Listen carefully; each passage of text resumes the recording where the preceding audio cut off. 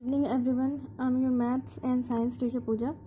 So today we will discuss about the chemistry. The first chapter of your textbook is chemical reactions and equations. In this chapter we will learn about the chemical reactions, chemical equations, unbalanced and balanced chemical equations, balancing of a chemical equation, limitations of a chemical equation. जो भी chemical equations होती हैं उनकी क्या क्या limitations होती हैं, मतलब कि कैसे वो रिएक्शन अकर होगी और कितनी देर तक उसका केमिकल चेंज रहेगा या उसमें कितनी देर तक रिएक्शंस होती रहेंगी, या वो किस चीज़ से रिएक्ट करेगी किस चीज़ से रिएक्ट नहीं करेगी। तो वो उसका क्या हो गया, chemical reaction of a limitation of a chemical equation. फिर है making a chemical equation more informative और टाइप्स ऑफ केमिकल रिएक्शंस, फिर effect of oxidation in everyday life. ठीक है, तो हम इसको स्टार्ट करते हैं। तो फर्स्ट ऑफ ऑल हमें क्या जानने की ज़रूरत है, पहले तो केमिकल रिएक्शन जो होती है, रिएक्शन मीन्स होता है आपका जैसे एक्शन रिएक्शन फोर्स आपने फिज़िक्स में पढ़ा है कि कोई भी अगर एक्शन हो रहा है तो उसका एक इक्वल और ऑपोजिट रिएक्शन होता है, मतलब कि कोई एक चेंज होता है। तो वैसे ही केमिस्ट्री में भी होता है हमारा। तो कोई भी जब केमिकल रिएक्शन अकर होती है तो उसमें क्या होता है, सब्सटेंसेस में हमारा चेंज आता है। तो वो चेंज दो तरीके का होता है, एक होता है फिजिकल चेंज और दूसरा होता है chemical change.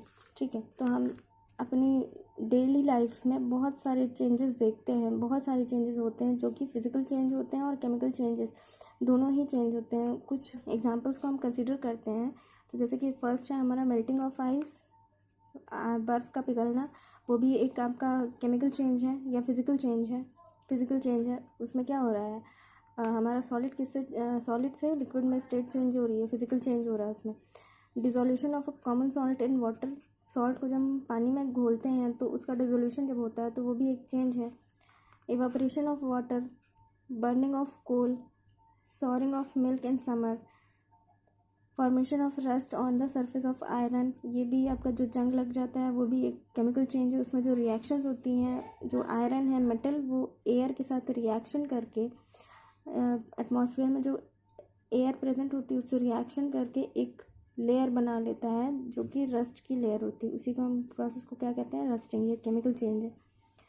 Formation of a greenish layer on brass, जो आपका ब्रास होता है, ब्रास मेटल, उस पर आप देखते हो कि आपके घर में जो ब्रास के बर्तन होंगे या तांबे के जो भी हैं, उसमें आप देखते हो ये भी मेटल एयर से रिएक्शन करके एक ग्रीन कलर की लेयर बना लेती है, तो ग्रीनिश लेयर इस पर आ जाती है।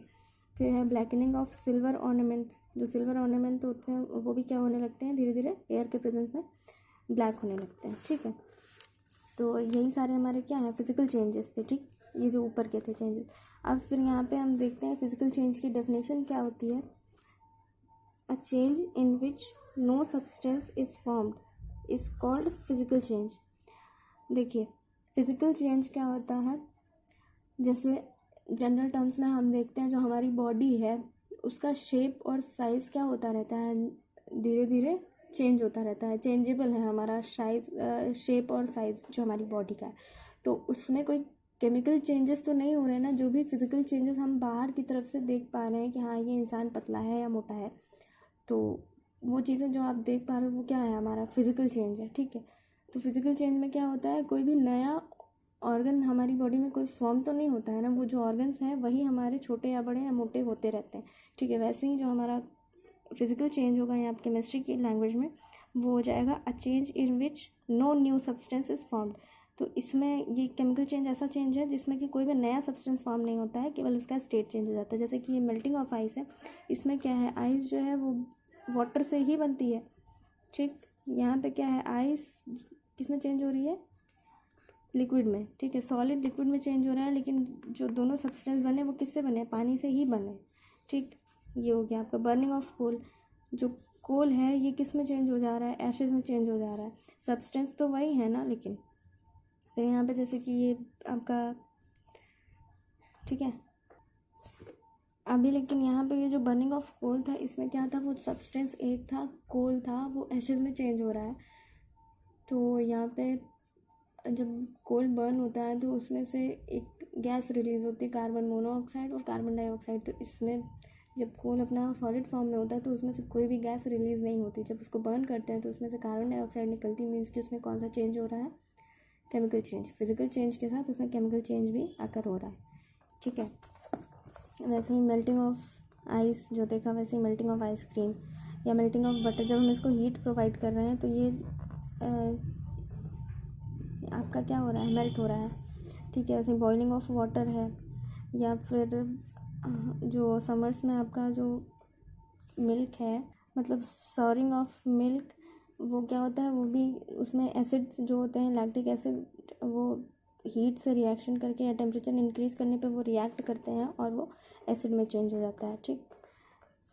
और फिर उसके बाद यहाँ पे केमिकल चेंज की डेफिनेशन, तो यहाँ पे होगी the change in which new substance is or are formed called chemical changes, ठीक है।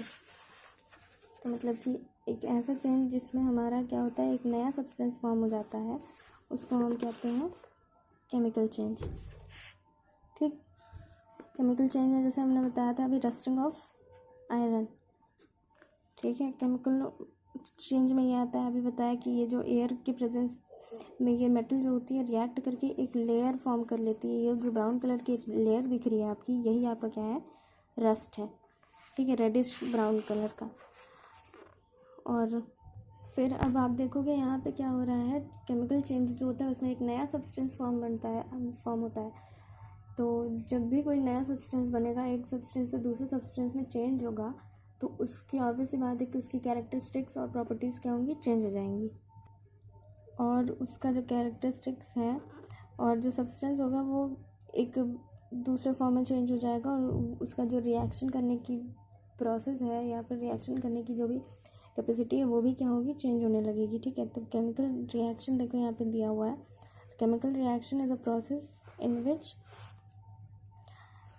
विच one or more substances undergo transformation.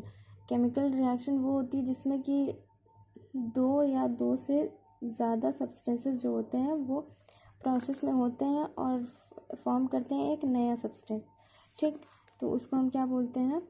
Chemical reaction, ठीक। और उनकी प्रॉपर्टीज़ क्या होगी? जो ये सब्सटेंसेस हैं इनकी प्रॉपर्टीज़ डिफरेंट होगी, और ये जो नया सब्सटेंस बनेगा इसकी प्रॉपर्टी क्या होगी? डिफरेंट होगी। वही चीज़ यहाँ पे दिया हुआ है, new substance with different properties, ठीक है। फिर जो हमारा सब्सटेंस होता है वो एक केमिकल रिएक्शन में क्या करता है? पार्ट लेता है, और उसको हम क्या बोलते हैं? रिएक्टेंट। अभी आप अच्छे से और क्लियरली देखो तो यहाँ पे जब भी हमारा केमिकल चेंज होता है तो उसमें क्या होता है? दो चीज़ें होती हैं। एक साइड आपको जो मैंने ये बताया ये होता है, और ये इधर वाला साइड दूसरा होता है। तो इस साइड को हम रिएक्टेंट बोलते हैं और इस साइड को प्रोडक्ट बोलते हैं। जिससे हमारा कोई भी रिएक्शन अकर हो रही है, फॉर्म हो रही है, तो उसको हम बोलेंगे रिएक्टेंट, ठीक है। जैसे कि ये हमारा है,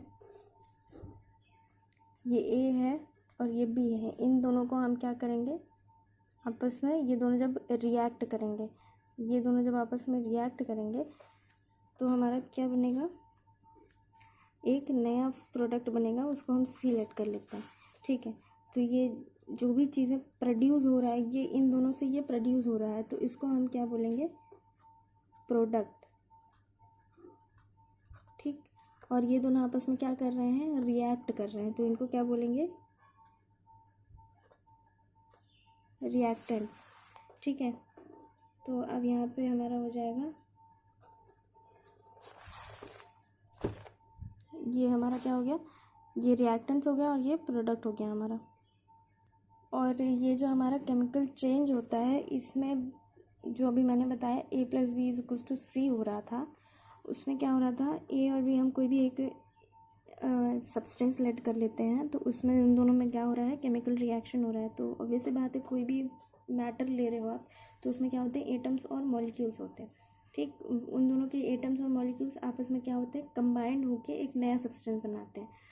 तो आपस में वो जब कंबाइंड होंगे तो उनका एक भी एटम इधर उधर नहीं होगा, मीन्स कि कोई भी एटम कम या ज़्यादा नहीं होगा, ठीक। और वही दोनों एटम्स मिलके एक नया सब्सटेंस बना देते हैं। तो जैसे कि यहाँ पे लिखा हुआ है, during a chemical reaction atom of the elements do not change ठीक है, जैसे कि नंबर ऑफ़ एटम्स नहीं चेंज होता और ना ही उसका कोई भी एटम चेंज होता है। इसमें क्या होता है, into those of others elements, मतलब जो नया सब्सटेंस बनता है उसमें कोई भी एटम कम नहीं होता है, केवल उसमें क्या होता है, रीअरेंजमेंट ऑफ एटम्स होता है, केवल अरेंज हो जाते हैं जो एटम्स होते हैं। जैसे कि एग्जांपल ये, जैसे कि इसके पास 2 एटम्स हैं, इसके पास 3 एटम्स हैं, ठीक। तो टोटल इसके पास, इन दोनों के पास कितने हैं, टोटल करेंगे तो 5 एटम्स हैं, ठीक। अब यहाँ पे ये टोटल अगर इधर 5 एटम्स हैं तो इन दोनों को जब हम रिएक्ट कराएंगे तो यहाँ जो सब्सटेंस बनेगा इसके पास भी हमारे कितने एटम्स होंगे, 5 एटम्स, मतलब कि दोनों साइड नंबर ऑफ़ एटम्स हमारे क्या होते हैं, इक्वल होते हैं। और जब नंबर ऑफ़ एटम्स दोनों तरफ इक्वल होते हैं तो यही हमारी कौन सी कंडीशन होती है, बैलेंस्ड कंडीशन, ठीक है।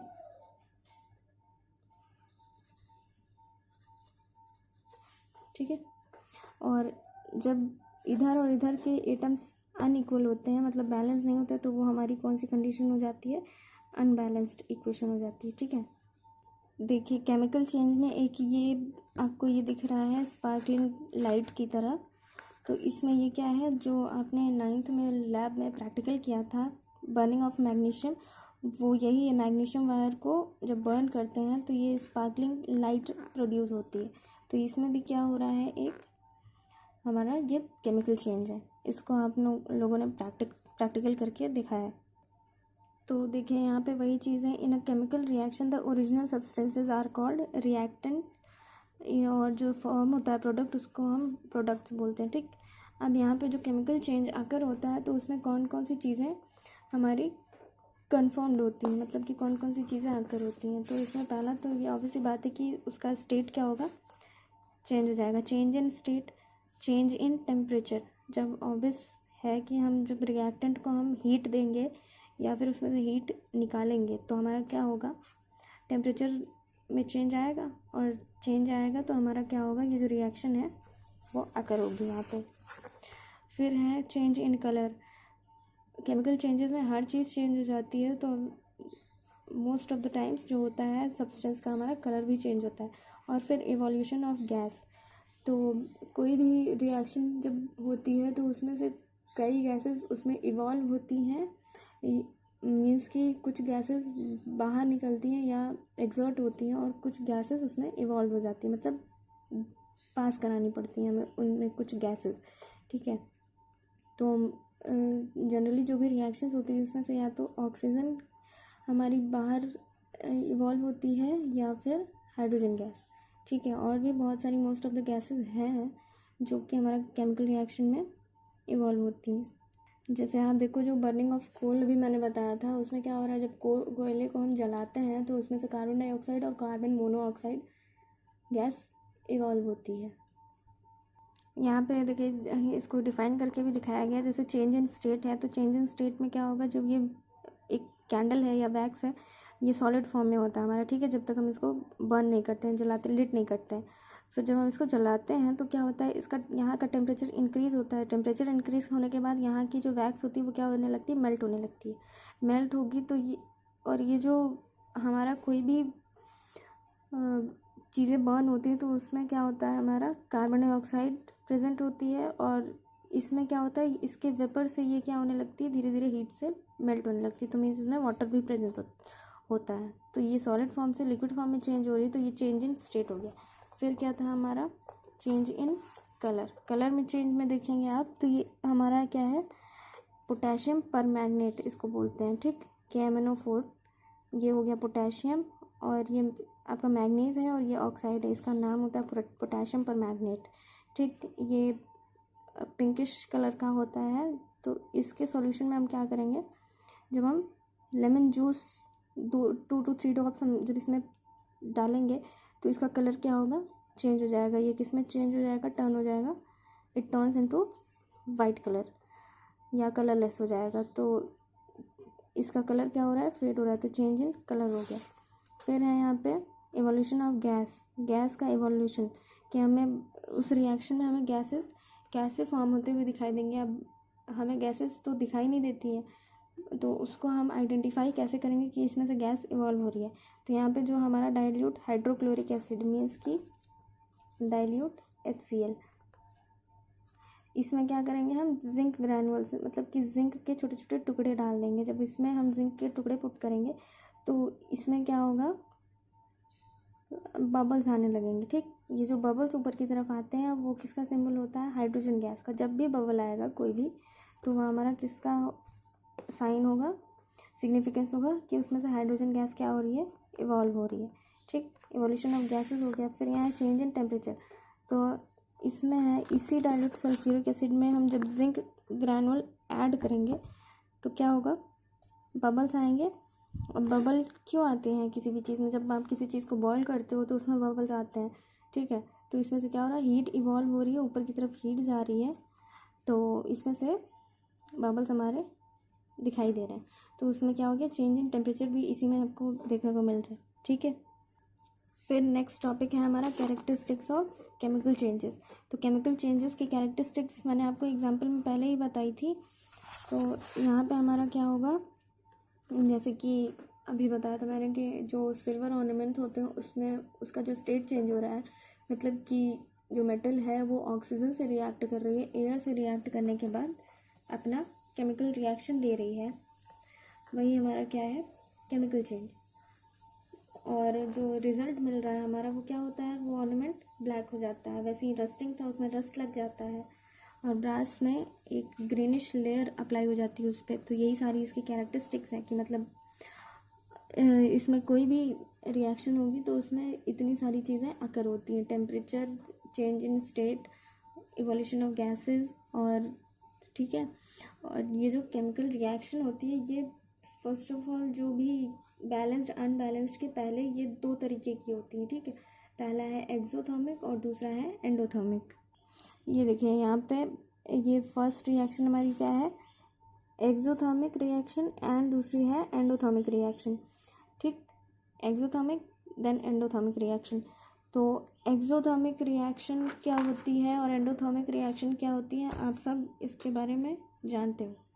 ठीक, अब यहाँ पे देखिए क्या है हमारा, एक्सोथर्मिक। ठीक, और फिर दूसरा क्या है, एंडोथर्मिक। तो यहाँ पे सबसे पहले आप देखो यहाँ पे क्या है, थर्मिक। थर्मिक ये टर्म जो रिलेट कर रहा है आपका किससे रिलेट कर रहा है, टेम्परेचर से। ठीक है, ये टेम्परेचर से आपका रिलेट कर रहा है, तो ऑब्वियस सी बात है कि ये दोनों रिएक्शंस कैसे हम डिफाइन करेंगे, टेम्परेचर के बेसिस पे। ठीक, अब यहाँ पे आप देखो ये जो आपका आगे लिखा हुआ है ये क्या है, एक्सो, एग्स लिखा है। ठीक, तो जो रेस्पिरेशन सिस्टम होता है, रेस्पिरेटरी सिस्टम होता है, उसमें क्या होता है, कार्बन डाइऑक्साइड हम एक्सहेल करते हैं, मतलब बाहर निकालते हैं, एक्सहेल, उसमें भी EX होता है, यहाँ पे भी है। तो एक्स मीन्स बाहर निकलना, ठीक है, बाहर की तरफ जाना। तो इसमें क्या होता है, जब हम इसका टेम्परेचर क्या करते हैं, इंक्रीज़ करते हैं, और उस टेम्परेचर में जो हीट होती है, टेम्परेचर मीन्स टेम्परेचर इंक्रीज़ या डिक्रीज़ होगा, तो उसमें ऑब्वियसली बात है हीट की बात आएगी। ठीक, हीट उसमें से क्या होती है, बाहर की तरफ निकलती है, रिलीज़ होती है। ठीक है, इसमें से हीट क्या होती है, रिलीज़ होती है। तो इसमें से हीट क्या होगी, रिलीज़। ठीक, एंडोथर्मिक है वहीं पे, इसमें क्या होगा, हीट जो होगी हमारी एंडोथर्मिक में ऐड होगी। ठीक, हीट को हम क्या करेंगे, उसमें ऐड करेंगे। जिसमें से हीट बाहर निकल रही होगी उसको हम एक्सोथर्मिक बोलेंगे, और जिसमें से हीट अंदर जा रही होगी या हीट प्रोवाइड करेंगे हमें जिसमें, उसको हम एंडोथर्मिक बोलेंगे। ठीक, तो यहाँ पे अब हम देखेंगे कि अब यहाँ पे हमें ये कैसे पता चलेगा कि कौन सी रिएक्शन एक्सोथर्मिक है और कौन सी रिएक्शन एंडोथर्मिक है। तो इसको भी जब हम रिएक्शन लिखना सीखेंगे उसी में हम इसको भी देखेंगे कि कैसे हम उसमें पता कर सकते हैं कि कौन सी रिएक्शन एक्सोथर्मिक है और कौन सी रिएक्शन एंडोथर्मिक है। फिर नेक्स्ट टॉपिक हम देखेंगे यहाँ पे कि writing of a chemical equation. तो केमिकल इक्वेशन को हम कैसे लिखते हैं, तो इसको हम देखते हैं यहाँ पे writing of a chemical equation. तो अभी मैंने बताया कि इसमें कौन कौन से दो चीज़ें होती हैं। पहला होता है हमारा रिएक्टेंट, ठीक है।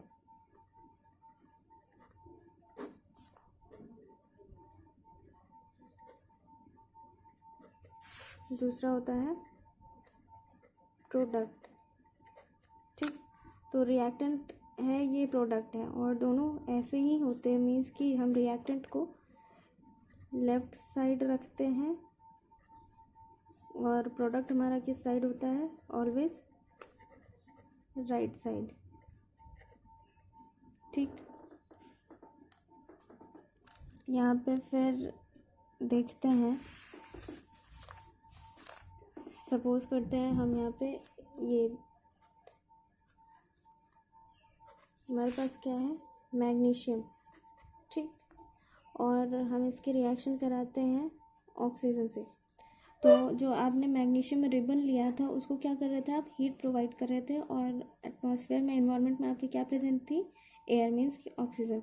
ये दोनों आपस में क्या कर रहे थे, रिएक्ट कर रहे थे, मीन्स कि आपस में मिल रहे थे। तो यहाँ पे हम कौन सा साइन लगाते हैं, हमेशा प्लस का। ये दोनों आपस में क्या हो रहा है, कंबाइंड हो रहा है, कंबाइंड हो रहे हैं। और ये जो हमारा रिएक्शन जो आकर होती है उसके लिए हम क्या लगाते हैं, मीन्स कि यहाँ से यहाँ तक प्रोसेस हो रहा है, ये प्रोसेस के लिए हम ये एरो से डिफाइन करते हैं इसको।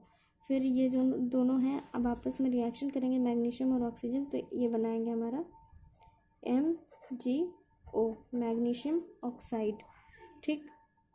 ये हमारा क्या बना, मैग्नीशियम ऑक्साइड।